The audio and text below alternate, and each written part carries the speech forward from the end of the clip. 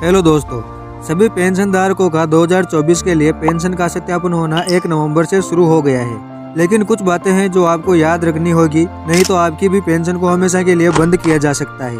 Pension का सत्यापन करवाने के लिए आपको पहले जन आधार में फैमिली KYC करवाना जरूरी है और साथ ही अपनी आय यानी इनकम भी अपडेट करना जरूरी है। मतलब 4 पेज वाला आय प्रमाण पत्र अपलोड करना जरूरी है, नहीं तो आप अपनी पेंशन का सत्यापन नहीं करवा सकते। जब आप सत्यापन करवाने जाओगे तो पोर्टल ही नहीं खुलेगा, कुछ ऐसा दिखाएगा, तो आपको यह काम तो करवाना पड़ेगा। लेकिन यहीं पर आपको ध्यान देने की जरूरत है।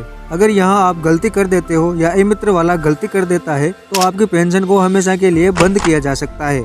अगर आप ई-मित्र वाले हो तो आपको भी इन बातों का ध्यान रखना जरूरी है, और अगर पेंशन धारक हो तो भी आपको इन बातों का ध्यान रखना है ताकि आपको आगे चलकर कोई समस्या न हो और आपकी पेंशन बंद ना हो। तो आपको सबसे पहले अपने बुजुर्गों के PPO यानी पेंशन का जो सर्टिफिकेट होता है वो लेना है, और साथ में आधार कार्ड और जन आधार कार्ड लेना है, और उनमें चेक करना है कि उनकी सभी डिटेल्स सेम है या नहीं। और इम्पोर्टेंट चीज, जन आधार और आधार कार्ड में उनकी डेट ऑफ बर्थ चेक करनी है।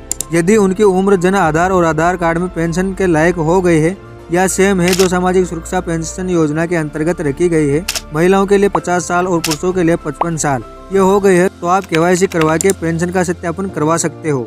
और अगर डिटेल मिसमैच है, अलग है, तो पहले उसे सही करवाए, उसके बाद ही KYC करवाए, नहीं तो आपकी पेंशन को हमेशा के लिए बंद किया जा सकता है। और यदि अगर एक बार पेंशन बंद हो गई तो आप फिर उसे दोबारा चालू नहीं करवा सकते। सरकार के काफी ज्यादा सख्त नियम है, तो आपको ध्यान रखना है। दूसरी बात, आपसे आपकी आय पूछी जाएगी, यानी 4 पेज वाला आय प्रमाण पत्र अपलोड करने के लिए बोला जाएगा। तो आपको आय प्रमाण पत्र में 48,000 रुपए ही भरने हैं। अगर आपने इससे ज्यादा वाला आय प्रमाण पत्र बनवाया और उसको अपलोड करवा दिया तो भी आपकी पेंशन बंद कर दी जाएगी, क्योंकि गवर्नमेंट ने अभी भी सामाजिक सुरक्षा पेंशन योजना के अंदर आपके पूरे परिवार की वार्षिक आय सीमा मात्र 48,000 रुपए ही रखी है।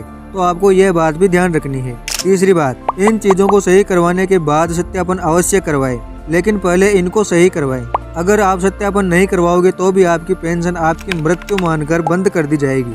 अब आपको सरकार ने एक नज़र से देखे तो फंसा दिया है। KYC नहीं करवाई तो भी पेंशन बंद, सत्यापन बंद।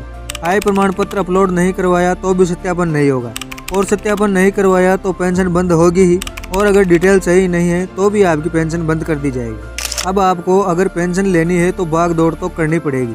आपको ये सारी चीजें सही करवाने में काफी पैसे देने पड़ेंगे, यानी इस बार की पेंशन आपकी ये सब सही करवाने में ही देनी पड़ेगी।